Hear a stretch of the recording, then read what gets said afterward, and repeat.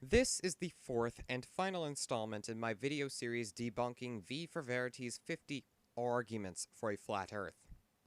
This video will be refuting proofs 31 to 50, shown on screen now. Let's finish this. Back in the 19th century, Samuel Rowbotham proved that the Earth is flat with his famous Bedford level experiment. Wrong. The fatal flaw in Samuel's experiment is that he didn't account for atmospheric refraction. Thus, when Alfred Russel Wallace replicated his experiment in 1870, he did, and found that the Earth is round. Tesla's real scientific findings, such as? You should be able to provide some examples. Michelson-Morley proved geocentrism, but schools teach it as having proved heliocentrism. Look it up. Wrong and wrong. The experiment falsified the hypothesis of the luminiferous ether, not heliocentrism.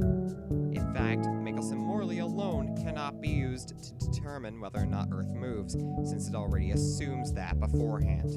Thus, a non-existent aether and a stationary Earth explain the null result that the Michelson-Morley experiment got equally well.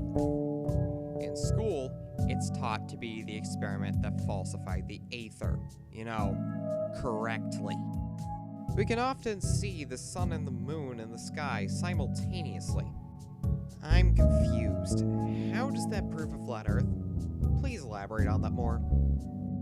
There has never been a north-south circumnavigation of the Earth. As of 2020, this is false. One more orbit did that.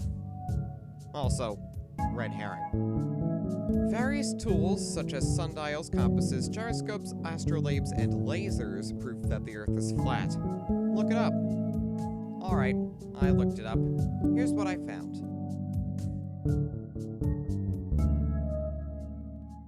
A 15-degree-per-hour drift.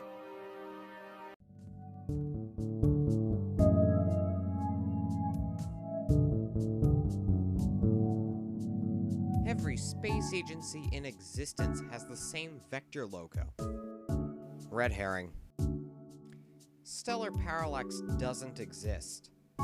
Actually, it does. Your claim was disproven 180 years ago by Friedrich Bessel. Time lapses of the night sky show that the stars move around the North Star perfectly. Nope. Polaris is offset from the North Celestial Pole by about 0.6 degrees. The Solar de Uyuni is flat. Nope, it's curved, just like the rest of the Earth. In the description, I've linked a Metabug post disproving your statement. The sun doesn't set behind the horizon. Rather, it shrinks out of view. Wolfie6020 would like to have a word with you.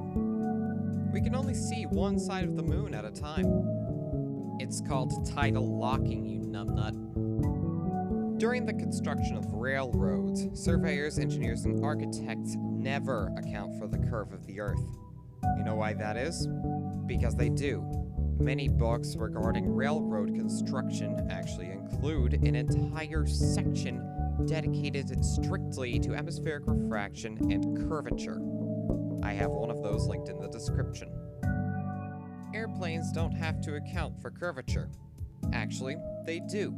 Most airplanes are built in such a way that they achieve longitudinal static stability, which allows their noses to dip down gradually along with the curve of the Earth at cruising altitude. How can you say that the Earth's core is molten, or even that it exists, if you've only dug 8 miles below the surface? Sticking a camera down a hole isn't the only way for us to determine what Earth's interior is. For example, we can use the speed of seismic waves to determine what materials are inside the Earth. Also, even if you were right, that's just an argument from ignorance. Planets aren't planets, they're actually stars. Got any evidence for that? Either way, this is just another red herring. During eclipses, the top of the moon can be illuminated. Can you elaborate on that? How does that prove a flat Earth? Speaking of the moon, stars can be seen through it. The moon has nothing to do with the Earth. Stop being brainwashed. Those are image artifacts, not stars. Biblical and ancient cosmology prove that the Earth is flat. For the last time, yelling Bible at the top of your lungs doesn't change anything. And they had to create a fake movement. The Flat Earth Society is controlled opposition made to discredit the actual movement. When it comes to a flat Earth, there is nothing to discredit. This movement, if anything, discredits itself. Also, it's quite funny that you bring up the Flat Earth Society. Even if it is just another government conspiracy, the Flat Earth Society makes an absolute mockery of modern-day flatards. As a prime example, their replacement for gravity has the flat Earth accelerating upwards, pimp smacks density and buoyancy. Also, red herring. Before we move on to the conclusions, may I just point out how hypocritical this emoji he put at the end is.